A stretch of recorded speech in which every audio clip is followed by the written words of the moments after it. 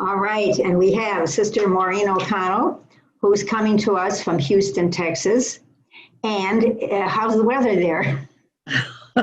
Well, right now it's a little questionable. We're waiting for Laura to make landfall, probably late tonight, early tomorrow morning. So we have been through days of this, waiting. Iterations, what to do, what not to do, open, close, work, don't work, just crazy. And of course, yesterday was the 3rd anniversary of Harvey. And so Harvey. Harvey. And so, there are some people who are still out of their homes. And so it, you can feel the anxiety. Yes, yeah. So anyway. Well, anyway, just sit back and relax this next half hour. Okay. I'll do that. Thank you. Thank you again.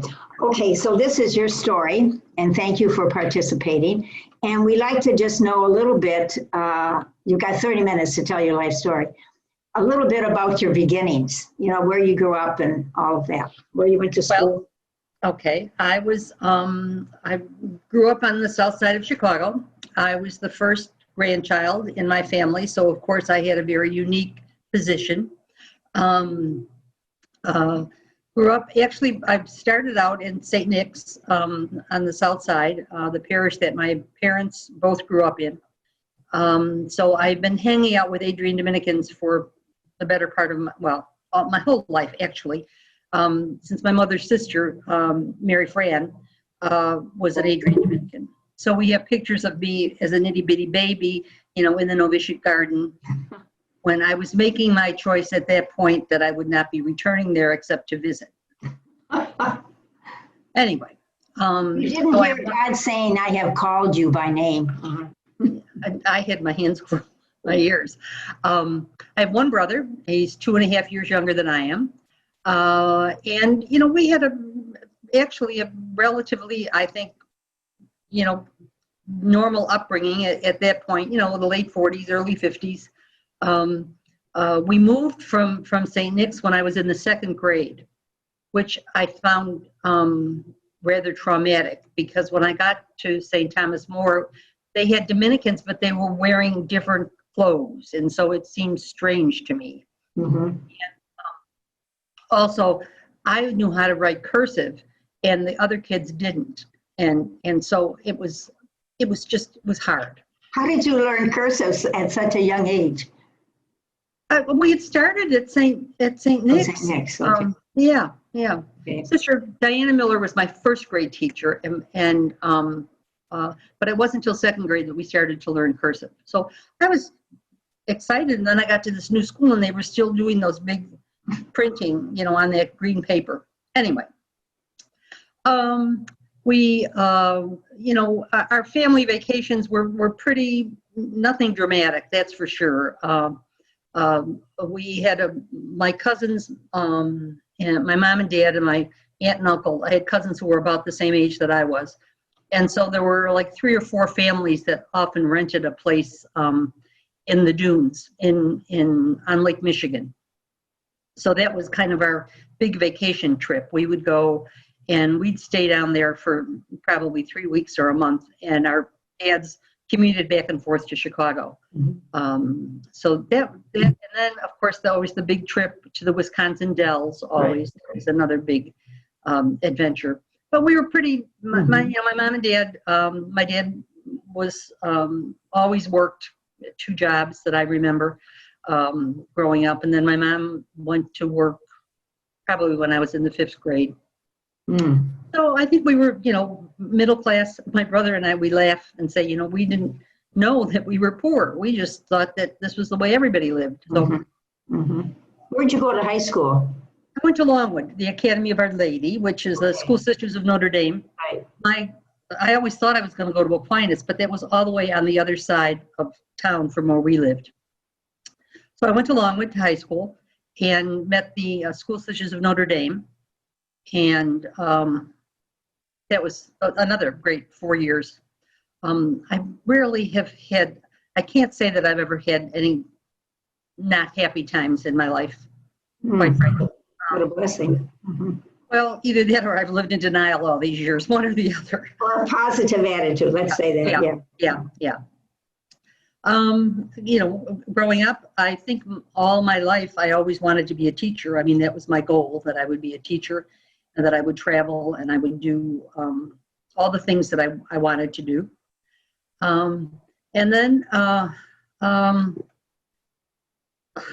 Yeah. a cat who just arrived on the scene. Who did? A cat Oh, has no sense of propriety at all.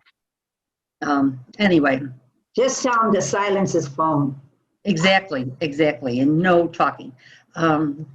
Anyway, so after my freshman year of college, I was close to the Cincinnatus who taught at St. Thomas More, where I grew up. And one of the sisters was a good friend, and she kept saying to me, Maureen, I really think you need to think about religious life. No, thank you. But anyway, after my freshman year of college, I entered up at the Mound in Cincinnati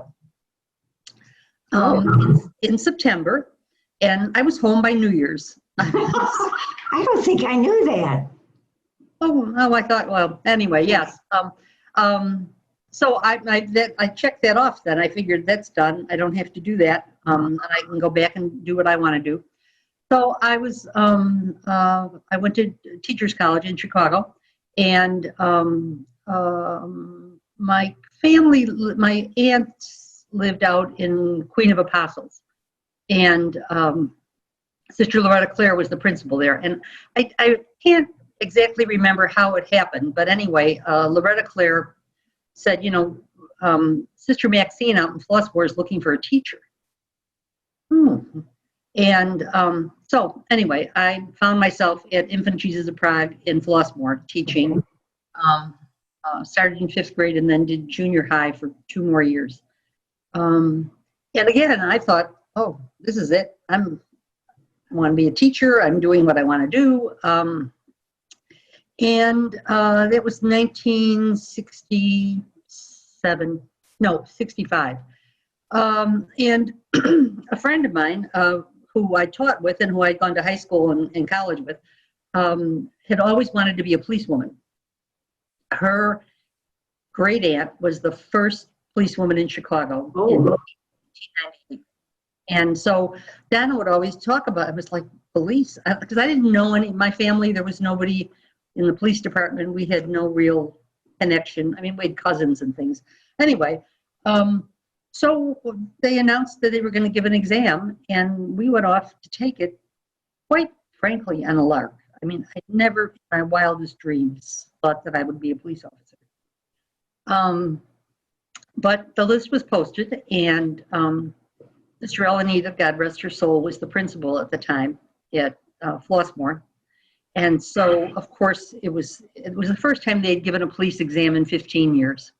And so, of course, there was lots of publicity about it. So when Donna and I got to school that day, Sister Elenita was waiting at the front door with the newspaper in her hand into my office. I mean, adult, grown up, I zoom right into the office. Anyway, she was a little offended that I would be off to do this when I was teaching. But the short version of this is at the end of the school year, Donna and I both left Infant of Prague and went to the police academy. And it was in June of 1966. And again, I was having a wonderful life. My salary doubled from what I was making at Infant of Prague to what I made on the police department. So now I had some money. And quite frankly, loved what I did. Had no clue about what it really meant to be the police, but thoroughly enjoyed. And of course, at that time, there hadn't been a police exam in so many years that most of the women who were already on the job were like my mom's age. And so then there was 36 of us, young, excited, interested. So I got to do a lot of interesting things, a lot of special, assignments and things like that. Like what kind of assignments, if you're allowed to say? Well, like I was bodyguard for Mrs. Nixon when she came to Oh. Houston, to Chicago. And then I was also with the DA's office, some special investigations, abortions and things like that. So it kind of went from being in the depths of things to being with the president's wife and everything in between. And again, I was having a great life, traveling. My brother by this time was studying in Belgium, so I would travel to visit with him. I was going to Mexico. Every chance I had, I was going someplace. And then my aunt, Mary Fran, came back to Chicago. She had always been away. She had been in Florida, the Dominican Republic. So she came back to Aquinas in Chicago. And I kind of started hanging out with her, or, visiting with her, and got to know the nuns that she lived with. And I also played softball. And so somebody said, there's a nun who just came to Aquinas from Florida, and she is a really good softball player. So could she play on our team? And we were mostly policewomen. And I said, who cares if she can hit the ball, So that was Kathy Nolan. And so then I was spending more time with those women. And those women being Adrian Dominicans. Who I loved. I mean, I would love to pick them up and drive them and take them places, but I had no, inclination, I thought. Right. Anyway, so in probably 1976, 75, 76, somebody said to me, well, Maureen, what are you inclined to do? And that was at the time, the Adrian Dominicans had signed on with the Women's Ordination Conference. Rosemary was after the chapter with the whole preferential option for the poor. Mm-hmm. And I was drawn to it. I mean, I thought, these are women I could probably hang out with, but I'm not going to do that. And then I came to Adrian, and at the time, Catherine Deutsch was on the council. She was the formation person. And I had known Catherine since I was, itty bitty, and I was itty bitty once. Anyway. Before the pandemic. Yeah, right. So I met with her and we talked, and I said, well, maybe next year, because I'm gonna, I have to pay off my car, and I'm about to be promoted, and all these. And she just looked at me and she said, Maureen, really? A year? Why? I don't know. So anyway, in July of 1977, I took myself to Adrian, Michigan. Well, I didn't. My parents took me. And I entered, and it was just at Remembering. So I love to tell Rosemary how I was so thrilled that she had such a welcome party for me. It was just great. I remember people would, are you okay? And Rosemary used to come and check on me, are you doing all right? I said, I'm fine.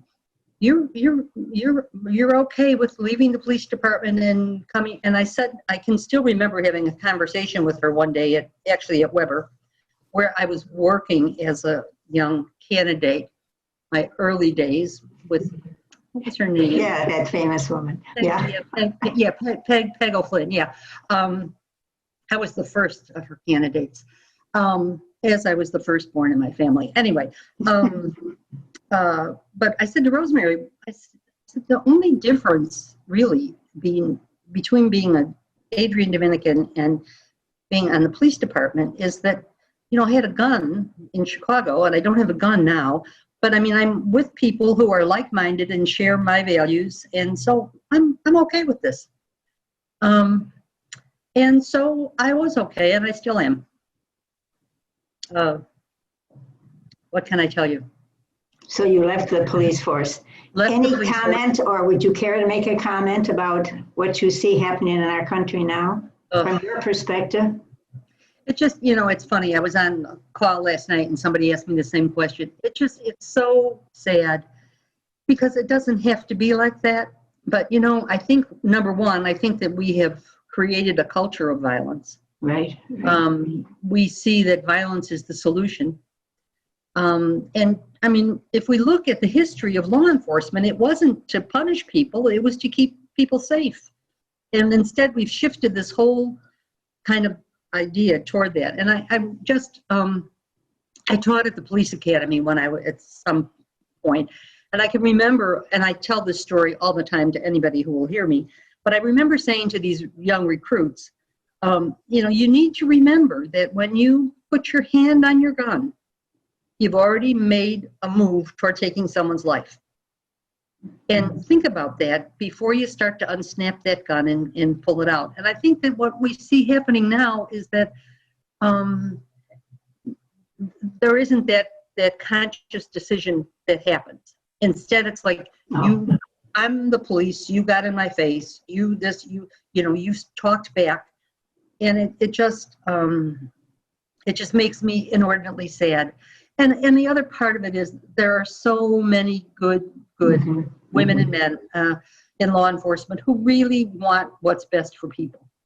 And unfortunately, instead we see, the few who don't have that kind of self-control, who don't have that sense of purpose and what it means to be a police officer.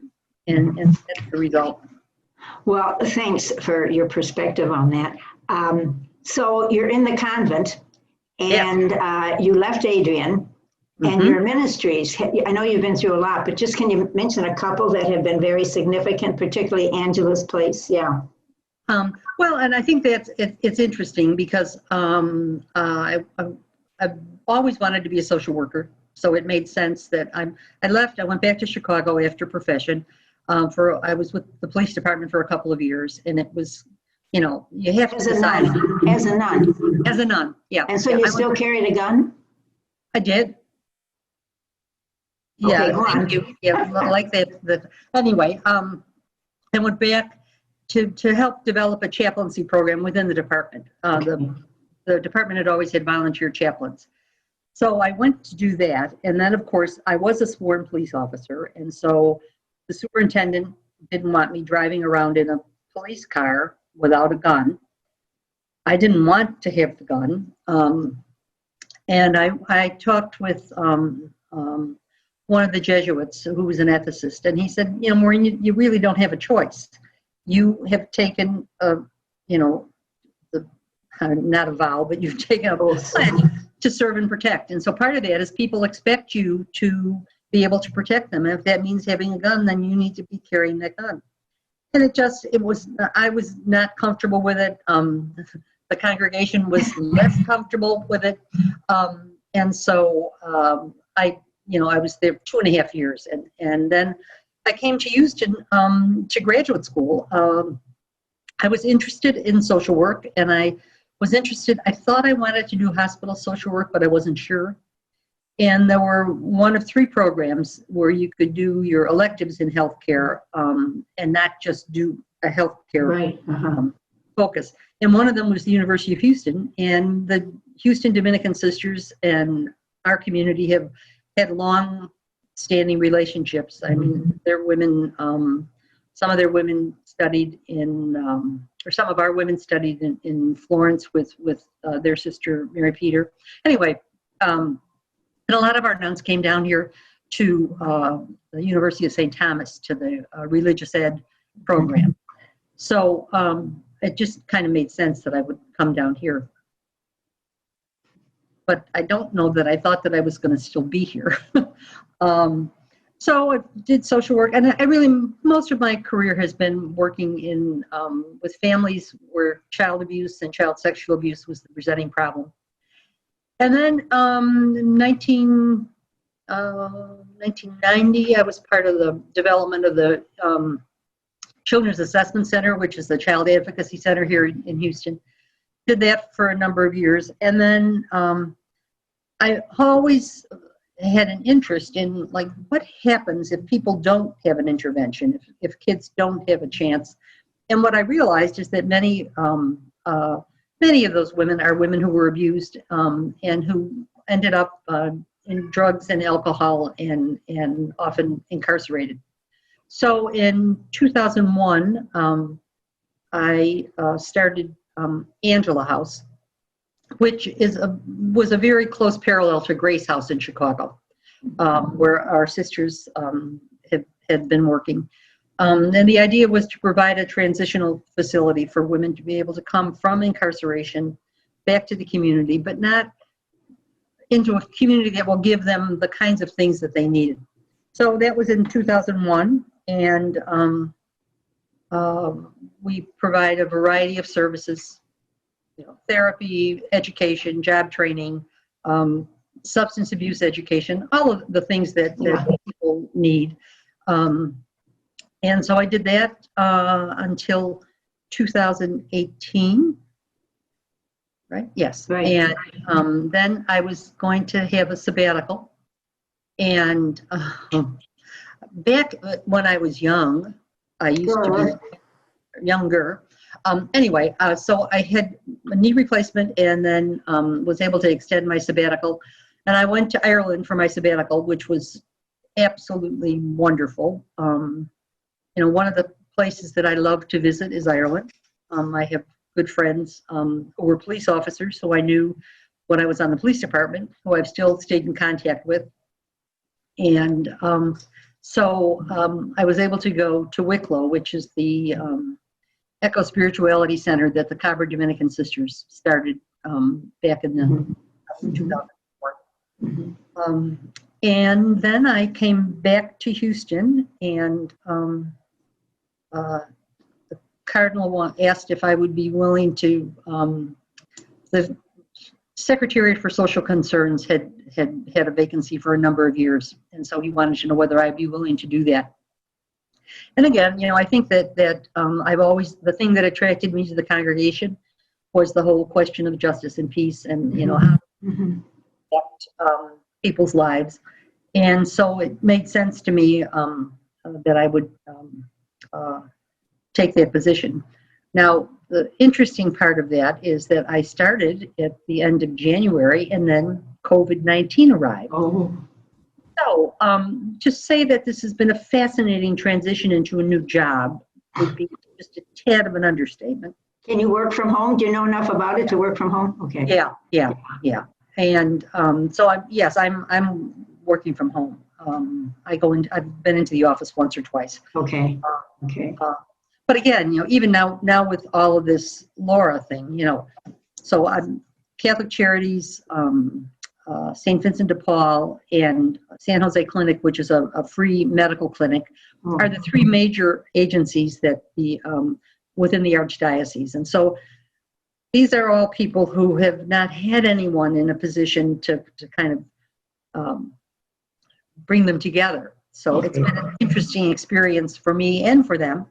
And then this whole thing with this storm coming in, it's just, there are so many kind of variables that one has to pay attention to. Well, you certainly, up to this point, and I'm sure beyond, have had a full, interesting service life. And you've always been someone who's been full of life. Is there something about you, probably to some people, because we have our coworkers and we have our benefactors who are watching these videos and stuff, and they're always very interested in the work of our women. So to think that there was someone who was a former police officer. But is there something else about you that, not to go into a long story, that if we knew, we'd be surprised? Like, I used to be a tightrope walker. No, that's, Peg, I don't know. You're just right out there, and we know it all. Much, yeah. I think my life is, I'm pretty much an open book. No, I'll tell you one thing. I'm a scaredy cat. On the Enneagram, I'm a number 6, which I resisted for many, many years. But I do get fearful about, what am I going to say? What am I going to do? Oh, but not what am I going to do? You were a policewoman and you were fearful? Yikes. No, but I do think that that's something that people would be shocked, because I don't, if I have an opinion, I usually give it. But I do think that there's that little piece of me that's kind of the scaredy cat. Is there a lesson, perhaps a scripture saying, words of wisdom, something that is very dear to you and has really been helpful to you in your life to this point? Like words of wisdom to us, a few words of wisdom to us. Well, I think that the words of wisdom, I mean, quite frankly, I mean, as Dominicans, I think it's that whole quest for truth, and how do we do that? And often it means that we have to speak truth to power. And I think that I think that's our legacy as Dominican women. And my hope is that continues, that we continue to challenge the systems that allow for people to suffer. Challenge the systems that have little regard for people who are most vulnerable. Mm-hmm. So, for me, I think that's the call for me as a Dominican. Anything else you want to say that you were hoping I'd ask and I didn't? I'm quite relieved. I wasn't sure what else you were going to ask. No. No, I think that, for me, as I said, I think my whole life has been blessed. My family, I'm sure that we all have our little quirks and little stories in there. Yeah.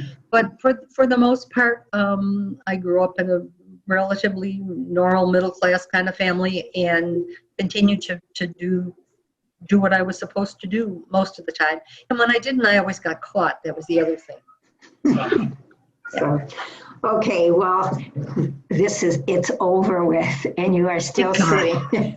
Thank you, Maureen. This is a real gift to the congregation, as you are truly a gift to the congregation and your life and your spirit and all of that. And I just want to end this by saying we do not have hurricanes here in Adrian. Thank you for sharing that. Good news. From the depths of my heart. To say that. So thank you, and continue the good work that you are about. Just being the person you are. And special hello to Carol. All right. Thank you. Thanks. Bye now.